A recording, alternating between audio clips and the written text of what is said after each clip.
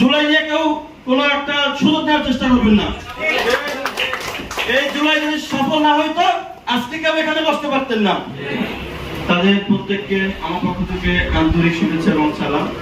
জুলাই গণ অভ্যুত্থানে যারা নিহত হয়েছে, শহীদ হয়েছেন, তাদের মাগফিরাত কামনা করছি এবং যারা অসুস্থ আছেন, এখনো যারা আহত আছেন, তাদের সুস্বাস্থ্য কামনা করছি এবং যারা এখানে উপস্থিত আছেন তারাও যাতে অতি দ্রুত সুস্থ হয়ে যান সে দোয়া করছি। আসলে জুলাই গণ অভ্যুত্থানে বরগুনায় যে পরিবেশটা হয়েছে, এখানে অনেক আহত আছে, কিন্তু এই বরগুনাতে বসে যারা আহত হয়েছে তারাও যদি আন্দোলনে থাকতো তবে আন্দোলনটা আরো বেশি বেগবান। 5 আগস্ট পরবর্তী অন্তর্কলহের কারণে যারা আহত হয়েছেন তারা এখন আহত লিস্টে আছেন।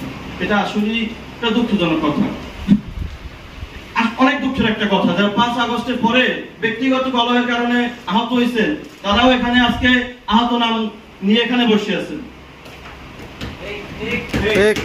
এটা আমি প্রত্যেকের বলতে চাই, আপনারা ব্যক্তিগতভাবে প্রত্যেকের জায়গা থেকে সরে যান। জুলাই নিয়ে কেউ কোনো একটা সুযোগ নেওয়ার চেষ্টা করবেন না।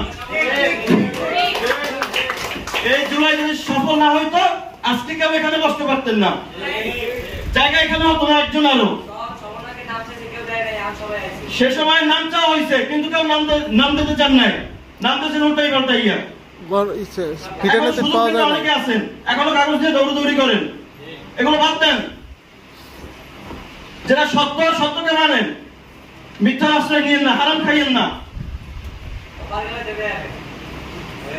আমার আর কিছু বলার নাই। সবাই ভালো থাকবেন, সুস্থ থাকবেন, এই প্রত্যাশা আমি ব্যক্ত করছি। আল্লাহ হাফেজ।